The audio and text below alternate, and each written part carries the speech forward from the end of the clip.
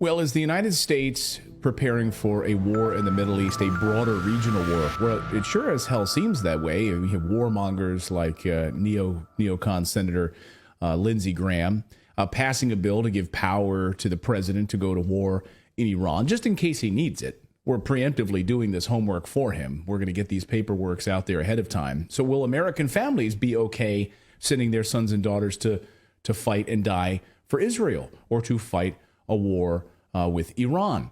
That's the question. So is the United States heading for a broader regional war? What are the larger implications of all of this? Someone whose sources are impeccable and who has been spot on since the outbreak of the war in Ukraine, and of course what's been unfolding in the Middle East, is Colonel Douglas McGregor. Colonel, great to have you back on the show. Great to see you.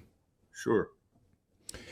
So are we headed, you see these moves in the Senate, you see these moves in the House of Representatives, preemptively giving the power to the president, you need to go to war with Iran. Here's the paperwork. We've done the homework for you. Do you think a broader regional war is unfolding, or is this just fluff? Well, I think the potential for a broader regional war is very, very real. What most of your listeners probably don't understand, or maybe they do, I hope they do, is that people like Lindsey Graham are out there essentially dishing for money. He makes these ridiculous statements, and he and Blumenthal sit down and craft legislation to do what you described, which is essentially, if you want to go to war with Iran, we're all for you. We'll do whatever you like. That means big donors pour money into their political action committees and support structures. They have no accountability in the Senate. They're not in charge of anything. They're not responsible for the armed forces. So it's all nonsense. When there is no accountability, people will say and do all sorts of stupid things. And that goes on all the time in Washington on the Hill. None of those people have responsibility for anything that happens in a war. They just vote for it. They send money and they pay no attention, and then they posture. So let's set that aside for a minute. The problem we have right now is that I don't think we have anybody in the White House. What we have are people in the cabinet like Blinken and Austin and others, and Sullivan, of course, as the national security advisor. And then behind them are lots of people that nobody knows. Some of them are huge donors to the Democratic Party, to the left. Some of them are just self-appointed experts that hold appointed but unelected positions, and they are steering the ship of state in bad directions. We are not interested in going to war in the Middle East. We weren't interested in going to war in Eastern Europe. But that's what it looks like right now, just as it looked that way, last fall in Eastern Europe. We wondered whether or not we were going to see a massive intervention in Ukraine. Now we're wondering about what we're going to do. The truth is, we are even less prepared now and less capable now of taking on a regional war, particularly a war that would involve virtually everyone in the region against Israel and the United States. What you're seeing right now with the Iranian leadership just met with President Erdogan of Turkey. This is after their foreign ministers met. They held discussions. We obviously are not privileged to what those discussions were about, but we do have some speechifying by President Erdogan, who points out the world is appalled by what is happening in Gaza, and we have nothing but silence from the United States and its Western allies. What is wrong with this? Now the Iranian leadership is headed to Riyadh, to Saudi Arabia. These are the major players in the region. One cannot help but conclude that we're watching an alliance coalesce between all of these powers against what is happening with Israel and us.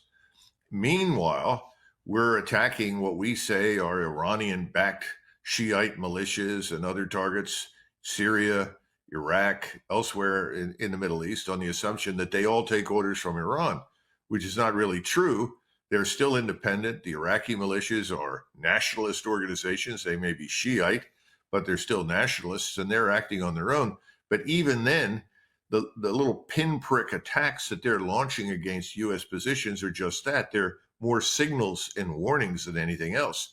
But they're trying to alert people to the possibility that this could all turn dramatically in a moment's notice into a major war launched against Israel and us. So we send a couple of carrier battle groups. We add some more people on the ground in Syria and in Iraq.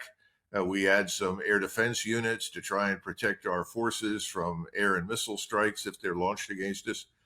But we're not ready for this, Morris. We don't have the ammunition. We don't have the logistical support structure in place. 2 carrier battle groups are supposedly there to deter. They're not going to deter anybody. They sit offshore in the ocean, very far from shore, because the closer they get to shore, the more danger they encounter. But we seem to think that this is sort of a battleship diplomacy. Either you stand down, or here are our new 21st century equivalents of battleships, even though it's a very old solution, carrier battle groups that we can launch 200, 300 cruise missiles. We can launch maybe 80, 90 aircraft at a stretch. But that's not going to win any wars. And the people ashore know that.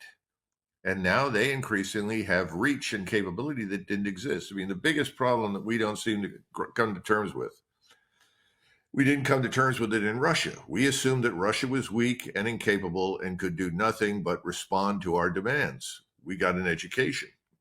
You have a similar phenomenon in the region today of the Middle East. This is not 1973. This is 50 years later.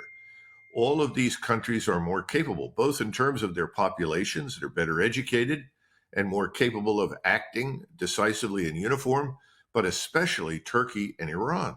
These are nations of nearly 90 million people each. The Iranians have some of the best air and missile and space experts in the world. They put together an arsenal of missiles that could dramatically destroy Israel if launched. In other words, we're dealing with an entire region of people that is enraged at what is happening in Gaza. They went from saying that what Hamas had done was ugly and inappropriate, they'd gone too far and committed these atrocious crimes, to a point where they're now watching over 10,000 dead in Gaza, including thousands of children and women and old men. All of this is reaching them through television, through mass media, and they are enraged that no one is willing to step in, particularly the United States, and say, that's enough. And normally, that's what presidents have done historically. They've intervened and said, all right, you regain control of the Suez. Now you want to cross the Suez Canal? Negative. You cannot cross the Suez Canal. If you cross the Suez Canal in 1973, that could put us in a warlike status with Russia. Russia will not tolerate the destruction of Egypt. So the Israelis eventually ceased and desisted, pulled back over the Suez, and eventually we got an agreement. No one is intervening right now. No one is saying, wait a minute, what are you doing? You're just carpet bombing Gaza. I mean, it's way beyond, well, we're targeting what we think is Hamas. They're absolutely flattening the place and killing large numbers of people in the process. But right now, Mr. Netanyahu has far more influence and authority in Washington than President Biden. And that's a fact. It's a slim majority at the moment that backs Netanyahu and what he wants to do, because everyone is emoting. They want revenge, revenge, revenge. They also think that they have to restore what they call deterrence. That is, if you kill any of us, all hell will visit you. You will pay an enormous price if you do this to us. The problem is that deterrence in that form is not going to be restored. The Muslims are no longer afraid as they were 50 years ago. They are stronger. They are more conscious of themselves. They're willing to fight. They are not afraid of us. Sending carrier battle groups, like sending battleships, doesn't frighten them anymore. They have the ability to protect themselves and to do enormous damage to us in Israel. آنچه در مورد ما میگویند